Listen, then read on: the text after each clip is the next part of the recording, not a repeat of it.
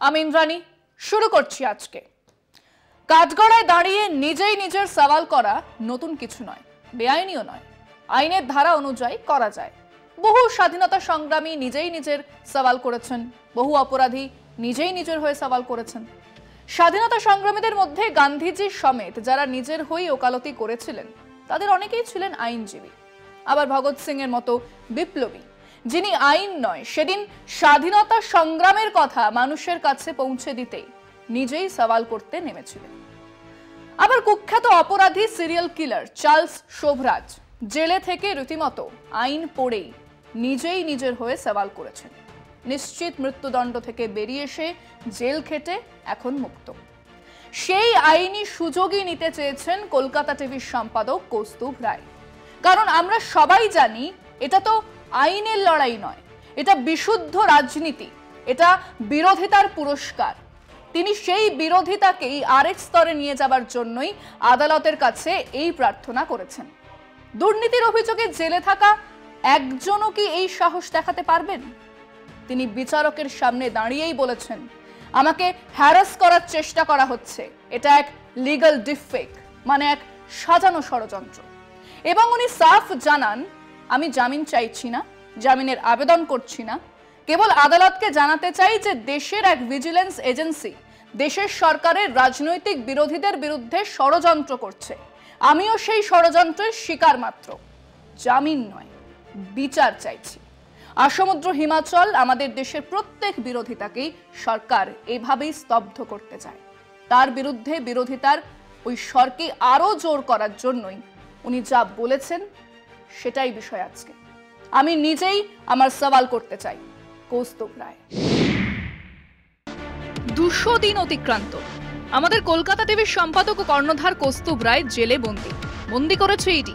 এর আগেও আমাদের সম্পাদকীয় দফতর, প্রধান কার্যালয়, এমনকি সম্পাদকের বাসভবনেও হানা দিয়েছিল কেন্দ্রীয় এজেন্সি। খালি হাতে ফিরতে হয় তাদের। বছর খানেক পর ফের অতি সক্রিয় হতে দেখা যায় ইডিকে, যার বয়ানের ভিত্তিতে একজন মিডিয়া কর্তাকে গ্রেফতার করা হলো। সংশ্লিষ্ট ব্যক্তিটি বর্তমানে সাজাপ্রাপ্ত বন্দী। এমন এক ব্যক্তির দাবিকে মান্যতা দিয়ে গ্রেফতার করা হয়েছে তাকে। স্বভাবতই এক্ষেত্রে গ্রেফতারের আইনি বৈধতা নিয়ে সঙ্গত কারণেই সংশয় দেখা দিয়েছে। তার একটা কারণ কলকাতা টিভির সম্পাদকীয় নীতি। কেন্দ্রের সরকারের অগণতান্ত্রিক ও জনবিরোধী কর্মকাণ্ডকে কাঠগড়ায় তুলে ধরাটাই সংবাদ মাধ্যম হিসেবে আমাদের সামাজিক দায়বদ্ধতা। আমাদের দায়বদ্ধতা মানুষের কাছে। সেই দায়িত্ব পালনের কারণেই কেন্দ্রের চক্ষুশূল কলকাতা টিভি। তার সম্পাদককে বশ্যতা মানানোটাই এখন কেন্দ্রের একমাত্র লক্ষ্য। মাথা নুইয়ে কেন্দ্রের শাসকের তালে তাল দিতে রাজি নন আমাদের সম্পাদক। তার এই আপোষহীনতার দাম তাকে দিতে হচ্ছে। তা না হলে কি একজন সাজাপ্রাপ্তের বয়ান আঁকড়ে আমাদের সম্পাদককে আটকে রাখা হয়? প্রশ্নটা তো জনমানসে জাগবেই। আদতে সামগ্রিকভাবে মিডিয়া জগৎকেই বার্তা দিতে চাইছে কেন্দ্রীয় এজেন্সি। একদিন সত্যের ভোর, একদিন সত্যের ভোর, একদিন সত্যের ভোর। বিচারকও জানিয়েছেন উনি রাজি, কিন্তু তার জন্য কিছু লিগ্যাল ফর্মালিটিস আছে যা পালন করতে হবে। কাজেই এই বাংলায় ইডি মামলায় এক নতুন অধ্যায় শুরু হতে চলেছে, যেখানে অভিযুক্ত নিজেই নিজের মামলার সওয়াল করবেন। যে মামলায় ইডি কৌস্তুভ রায়কে গ্রেফতার করেছে তার ভিত্তি নিয়েই এদিন তিনি যা বলেন তা শুনলে চোখ কপালে উঠতে বাধ্য। তিনি এদিন আদালতে যা বলেন তার সারমর্ম হলো, ওনাকে যে বয়ান, যার বয়ানের ভিত্তিতে গ্রেফতার করা হয়েছে সেটা তো আদালতের রায় মিথ্যে, বানানো, ভিত্তিহীন। এমন একজনের বয়ানের ভিত্তিতে ওনাকে গ্রেফতার করা হলো যিনি এই মুহূর্তে আদালতের রায় অপরাধী। মানে কবছর আগেই যে লোকটা আদালতের দায়ে দোষী সাব্যস্ত হয়ে জেল খাটছে, হঠাৎ তার কাছ থেকে একটা বয়ান পেয়ে গেল ইডি এবং তার ভিত্তিতেই কলকাতা টিভির মালিক সম্পাদককে গ্রেফতার করা হলো। উচ্চ আদালতের সেই মামলাতে কোথাও কি কৌস্তুভ রায়ের নাম ছিল? না, ছিল না। সেই মামলা 3-4 বছর ধরে চলেছে, তখনও ওনার নাম একবারের জন্য আসেনি। সেই মামলার রায়ের ফলে সেই ব্যক্তি জেল খাটছেন, সেটাও 3 বছর হয়ে গেল। সেই রায় আদালত বলছে যে এই মানুষটি আদ্যন্ত ফেরেববাজ, সমস্ত ডকুমেন্ট বানানো, একটা কথাও বিশ্বাসযোগ্য নয়, মানুষকে ঠকিয়ে এই অপরাধ করেছে। সেই মানুষটি, হ্যাঁ, সেই একমাত্র মানুষটির বয়ানের ভিত্তিতে কৌস্তুভ রায়কে গ্রেফতার করা হয়েছে। আবার একবার ভাবুন, জালিয়াতির দায় অভিযুক্ত নয়, জালিয়াতির দায় দোষী সাব্যস্ত হয়ে জেলে আছেন সেই মানুষের অভিযোগে একজনকে গ্রেফতার করে জেলে পুরে রাখা হয়েছে 200 দিন হয়ে গেল।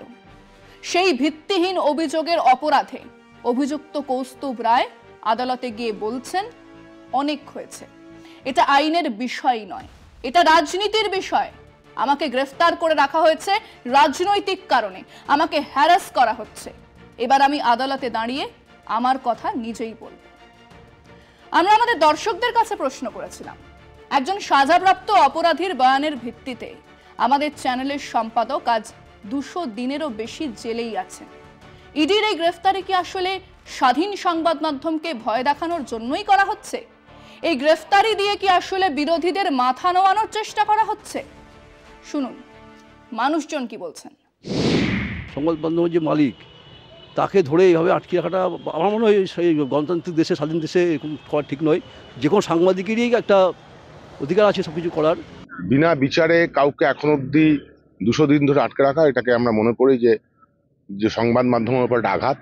হয়তো ক্ষমতাসীন যারা আছেন তাদের সেই সংবাদ মাধ্যমকে হয়তো পছন্দ নয়, বা সেই সংবাদ মাধ্যম তাদের দলদাসে হয়তো পরিণত হতে পারেননি, তারই এটা প্রতিক্রিয়া তারা করছে। কেন্দ্র সরকারের বিরোধিতা করতে গেলেই তখন সিবিআই, ইডি, ইনকাম ট্যাক্স এইসব করে থাকে। গণতন্ত্রকে হত্যা করার জন্য সংবাদ মাধ্যমকে ইডি, সিবিআই দেখিয়ে স্তব্ধ করে রাখা চক্রান্ত বিজেপি সরকারের। একজন সাজাপ্রাপ্ত আসামির কথা শুনে কলকাতা টিভির একজন এডিটরকে বেশ কিছুদিন জেলবন্দি করে রেখেছে। এর জলজান্ত উদাহরণ গণতন্ত্রকে হত্যা করার। আমাদের সংবাদ মাধ্যমের দ্বারা আমরা যে সমস্ত লোকেরা জানতে পারি যে কোথায় কি অরাজকতা চলছে, সেই বীজদারটা ভেঙে দেওয়ার চক্রান্ত করছে আমাদের গদি মিডিয়া। হয় সংবাদ মাধ্যম কিনে নাও, নয় সংবাদ মাধ্যমের গলা দাবিয়ে দাও, এইটা বরাবর। একটা সাজাপ্রাপ্ত আসামি কোথায় গিয়ে বয়ান দিল, সঙ্গে সঙ্গে তাকে ইস্যু করে বা সেটাকে ইস্যু করে তাকে তুলে নিয়ে যাওয়া হচ্ছে, এবং এটা একবারে সম্পূর্ণভাবে আমাদের গণতান্ত্রিক রীতিনীতির বিরোধী। ওদের বিরোধী কথা বললেই ওদের কেস দিচ্ছে, নাইলে ঘেরাও করছে, কিছু দিয়ে হেনস্থা করছে। হেনস্থা নিয়ে চাইছে যেন সব সংবাদকে ওনারা পকেটের মধ্যে নিয়ে চলতে যায়। ইডিসিবিআই এগুলো হচ্ছে বিজেপির একটা গণসংগঠনের মতোই কাজ করে, সেই জন্য ওরা সক্রিয়। তারা সাংবাদিক কেন, এই ব্যাপারে কেউ ছাড়া পাবে না। বিজেপির গুণগান যে গাইবে না তার বিরুদ্ধে ইডিসিবিআই হবে, এটাই নিয়ম আমরা ধরে নিচ্ছি আর কি, যা বুঝতে পারছি এই মুহূর্তে।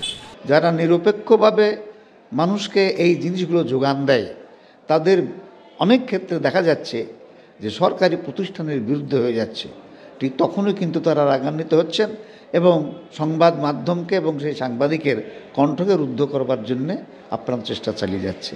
গণতন্ত্রের চতুর্থ স্তম্ভ হচ্ছে সংবাদ মাধ্যম, আর সেই সংবাদ মাধ্যমের একজন নির্ভীক সাংবাদিক তথা একটা প্রতিষ্ঠানের কর্ণধার, তাকে একজনের কথার ভিত্তিতে এতদিন ধরে জেলে রেখে বিচার ব্যবস্থা পরিচালনা করা, এটা কেন্দ্রীয় সরকারের একটা চক্রান্ত বলে আমি মনে করি। গণতন্ত্রের চতুর্থ স্তম্ভ হিসাবে কলকাতা টিভির যে এডিটরকে গ্রেপ্তার করা হয়েছে, এটা গণতন্ত্রকে হত্যা করা।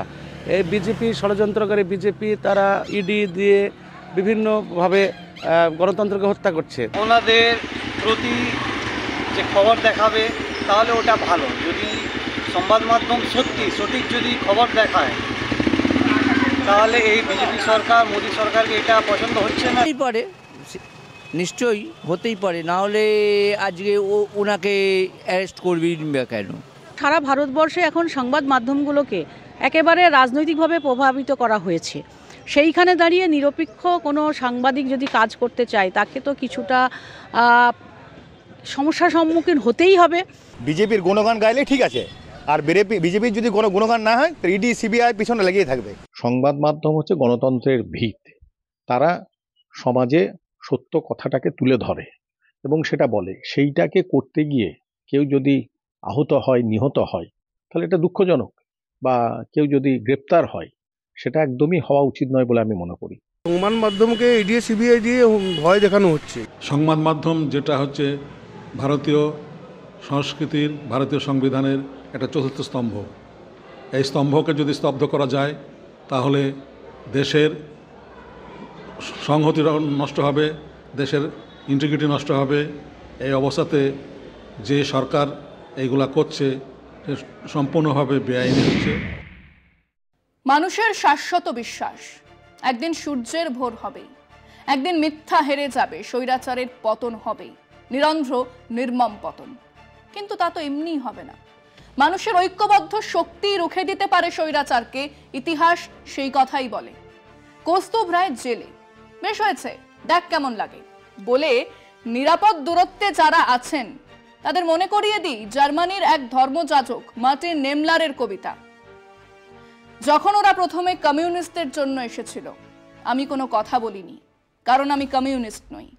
তারপর যখন ওরা ট্রেড ইউনিয়নের লোকগুলোকে ধরে নিয়ে গেল আমি নীরব ছিলাম, কারণ আমি শ্রমিক নই। তারপর ওরা যখন ফিরে এলো ইহুদিদের গ্যাস চেম্বারে ভরে মারতে আমি তখনও চুপ করেছিলাম, কারণ আমি ইহুদি নই।